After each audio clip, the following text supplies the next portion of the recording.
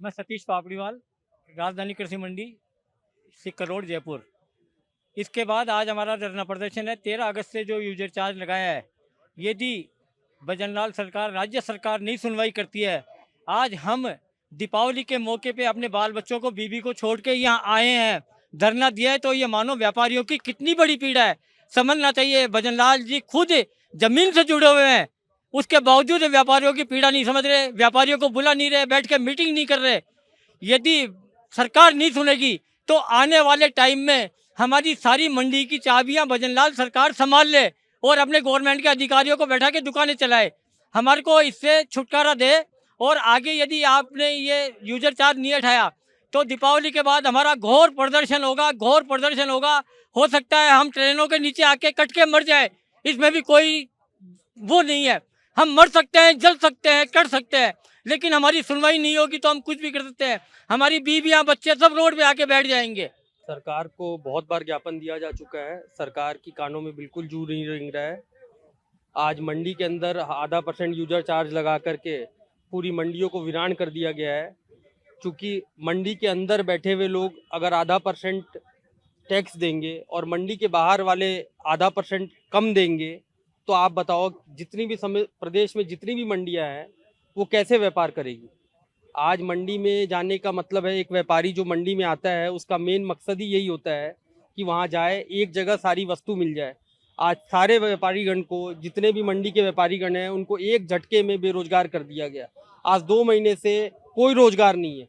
हमारे मुनीम, हमारे पल्लेदार सब ऐसे बैठे हुए हैं। आज दिवाली है, आज मेरी उम्र 38 साल है और इस 38 साल की उम्र में मैंने पहली बार इतनी डल दिवाली देखी है व्यापारिक दृष्टिकोण से। बिल्कुल व्यापार नहीं है, ना किसानों के भाव हैं, ऊपर से टैक्स पर टैक्स, टैक्स पर टैक्स। कहाँ तक व्यापारी इस चीज़ को बर्दाश्त करेगा। तो हमारी सरकार से मांग यही है कि सरकार तुरंत इस पर सोचे, तुरंत इस टैक्स को ख़त्म करे ताकि मंडियों में रौनक वापस से आ सके। मेरा नाम अंकित अग्रवाल हुआ, मैं कुकरखेड़ा अनाज मंडी में कार्यरत हूँ। मेरी दुकान अग्रवाल ट्रेडर्स के नाम से। महेश ठाकुरिया सूरजपोल मंडी का व्यापारी हूँ। मेरी मंडी में 2 दुकानें हैं। पिछले 13 अगस्त से एक काला कानून लाया गया है यूजर चार्ज के नाम पे, और उस कानून से हम मंडी के व्यापारी बेरोजगार हो गए हैं। मंडी में हम मंडी टैक्स दे रहे हैं, कल्याण सेस दे रहे हैं, यूडी टैक्स दे रहे हैं, मंडी की दुकानों का किराया दे रहे हैं, जीएसटी दे रहे हैं, इनकम टैक्स पे कर रहे हैं। उसके अलावा हम कई लोगों को रोजगार दे रहे हैं। आज मंडी में जब ग्राहक ही नहीं आएगा तो हम यूजर चार्ज किससे वसूलेंगे? सरकार को ये समझ में नहीं आ रही। और सरकार खुद कहती है कि 10-20 करोड़ रुपए साल का यूजर चार्ज हमारा इकट्ठा होगा। तो जब लाखों करोड़ों अरबों रुपए की घोषणा करने वाली सरकार को क्या 10-20 करोड़ रुपए के लिए ही व्यापारियों को आंदोलन करना पड़ रहा है? 247 मंडियां प्रभावित है। और जब मंडी के अंदर माल ही महंगा मिलेगा और बाहर सस्ता मिलेगा तो मंडी में ग्राहक आएगा कहाँ से? सरकार को हमारी केवल इतनी सी बात समझ में नहीं आ रही।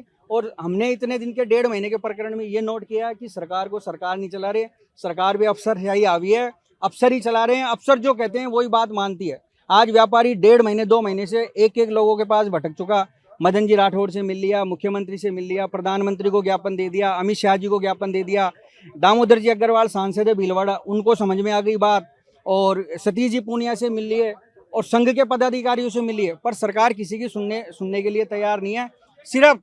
सिर्फ अफसर जो कह रहे हैं वही बात चल रही है और अफसर ही सरकार को लेकर डूबेंगे। और भाजपा समर्थक व्यापारी अगर भाजपा के राज में परेशान है तो फिर ऐसी सरकार का हमको क्या फायदा? ये यूजर चार्ज को पूर्ण तरीके से हटा देना चाहिए। इससे सरकार को किसी भी प्रकार का राजस्व नहीं होगा।